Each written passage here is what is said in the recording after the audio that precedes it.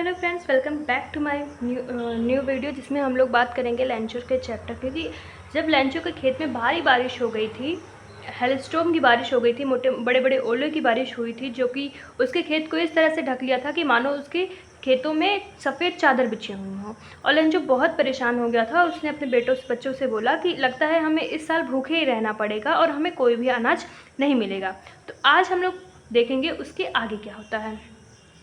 But in the heart of all who lived in that solitary मतलब होता है अकेले, हाउस, अकेले घर में। बट इन द हार्ट लेकिन हृदय में, ऑफ ऑल उन सब के, हु लिव्ड जो रहते थे, इन दैट सोलिटरी हाउस उस अकेले घर में, in the middle of the valley घाटी के मध्य में, मतलब कि घाटी के मध्य में उस अकेले घर में एकमात्र उन लोगों के हृदय में बस ये एकमात्र घर में जो लोग रहते थे उस मध्य वैली में, उनके हृदय में बस एक ही चीज़ थी।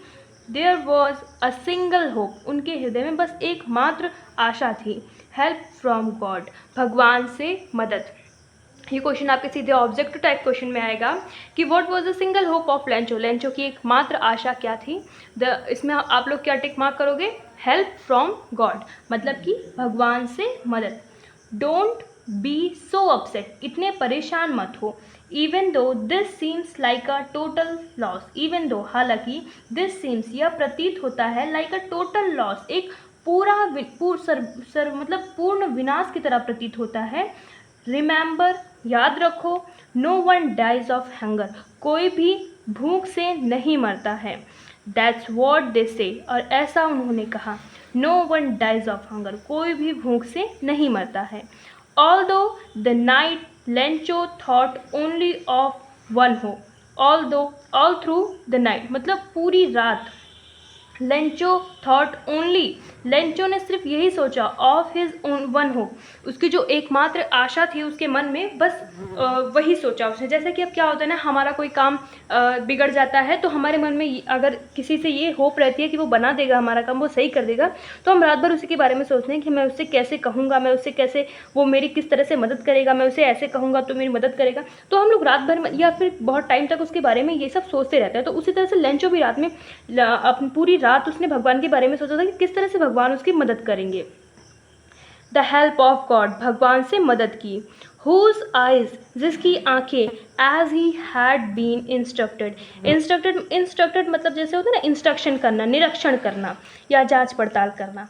इंस्ट्रक्टेड सी एवरीथिंग, जैसा कि उसकी आंखें जो थी ना वो सब कुछ प्रतीत कर रही थी। यहाँ पे इसका मतलब ये है, even what is deep in one's conscience मतलब होता है अंतरात्मा। Even what is deep in one's conscience की मतलब उसकी गहराई में, उसकी अंतर आत्मा में क्या है, ये उसकी आंखें भी प्रतीत कर रही थी। एक जब किसान की फसल बर्बाद हो जाती है ना, तो उसको जितनी तकलीफ होती है वो कोई उसकी कल्पना भी नहीं कर सकता है, उसकी तकलीफ एक किसान ही समझ सकता है। और उतने टाइम लेंचो को जो प्रॉब्लम थी, लेंचो जिस प्रॉब्लम्स को फेस कर रहा था, उसकी वो प्रॉब्लम उसकी आंखों में ही प्रतीत हो रही थी। तो इसका मतलब यही है, ठीक है।